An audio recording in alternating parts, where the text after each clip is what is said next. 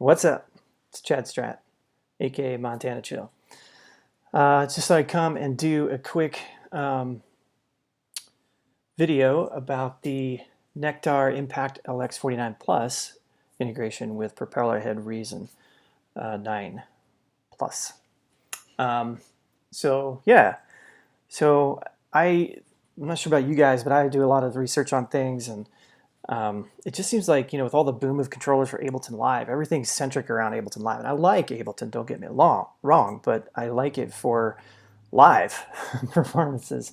For production, I'm a Reason user. I like, cables and rack devices and combinators and the flexibility, CV routing. I like the things that you can get from Propellerhead that you cannot get in other softwares. So I wanted a controller that would integrate really nicely with Reason. And turns out there aren't that many, really. Ever since Reason opened up its custom integration SDK or device integration. Forget the name of it. Forget the name of the Reason integration. But anyways, I thought I'd take a look at the Nektar and tell you some of the things I like about it, some things I wish they would improve on. And who knows, maybe we'll get lucky and they'll listen. So we'll start out taking a look at the mixer. So the mixer, you have your 9 faders and 9 buttons. And in mixer mode, let me get into that. We get a little yellow icon right on the far left here, and that tells you which channel is currently fader 1. Now these are soft control takeovers, so if I have a channel here in the middle, and I have the second fader here, I don't know if you guys can see this or not. Let me move that probably a little better. There we go. That's a little better. Move my MPD. So the second one, you'll notice as I move this fader, not a lot's happening on that second fader until I get right at the breakpoint of where it actually is. And this applies whether the fader position on the controller is either above or below either one of the actual software fader position.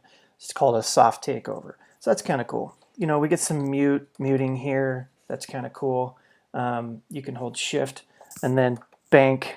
And you'll notice that yellow cursor jumps on the screen, and that tells you which one is, where you're at on that. You get your transport controls, your recording, and then you get 8 pans, and these are soft takeover as well. So if, like the second one on the channel 2 there, I'm moving the knob, but once I get to where the software knob position is, then it takes over. Soft takeover on the pans as well. So that's kind of cool. I really like the integration. It's that's pretty much it. You can do scene selection. I'll talk about that in a little bit.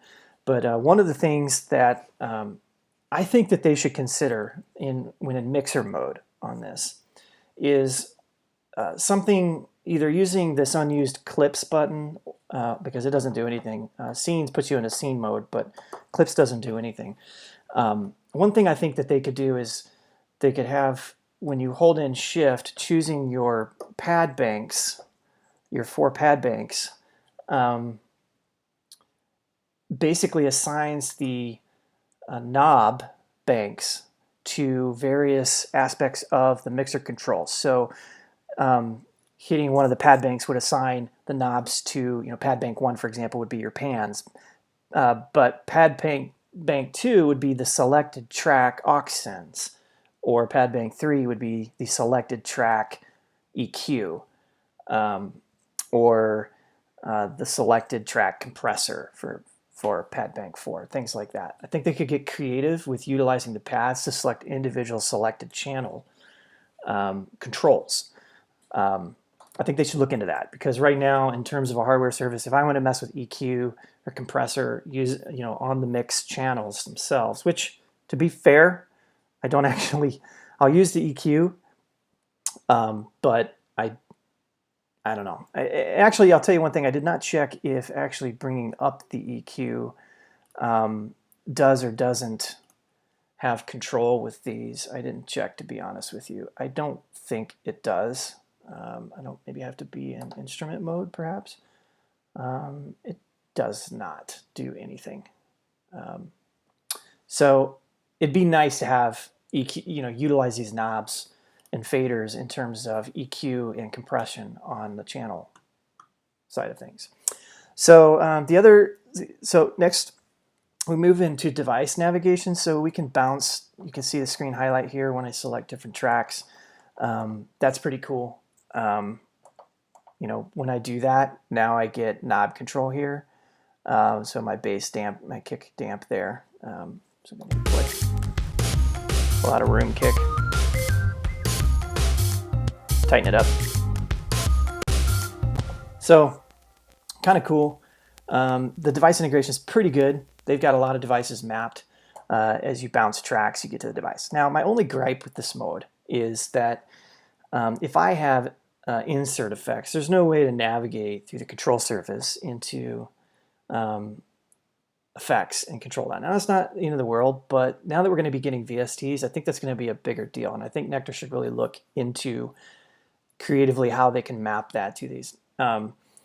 So that's sort of my gripe with that. Preset mode, I haven't dived into that all that much, but I will take a look at, if you look at my screen, I'm going to go ahead and change this to 4 and then hit play. Now if I enter scene mode, I can hit the second pad and it's going to transition over to the second bank. And it'll stay there, the loop mode. I can loop that, and then as I go to the first bank, then it's going to switch those markers to the first bank of 4. And that will basically follow, if you have it set to 8 or 4 or 2 or whatever. So you can see kind of the value here. You could actually, this feature, scene mode, allows you to actually set up Propellerhead Reason for live functionality, which is kind of a cool thing, and I hadn't considered it before, but I think I'm going to try it out, and I'll let you guys know, how that feels. So beyond that, when I reviewed this, what reviews I did see about Nektar products was that the black keys were a little high. I think when you're comparing it to like my M audio unit here, the key height definitely is lower on this.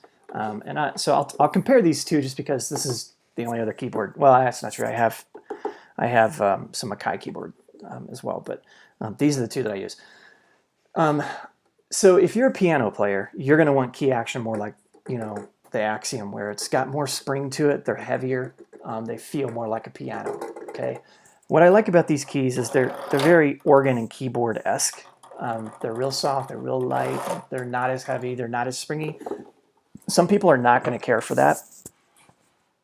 It doesn't bother me. I'm not the best piano player, keyboard player, so having more positive height on the black keys to me feels better. That's my opinion.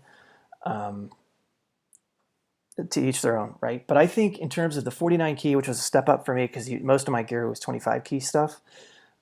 So stepping up to 49 was great because now I can split the keys and I can play different parts, and I just get more range in my organ parts and in my horn parts, and my basses and things like that. And when I switch to like an NXT drum sample library, I get the full gamut of the keyboard versus 25. You're always limited. So I like the 49. It was a good decision.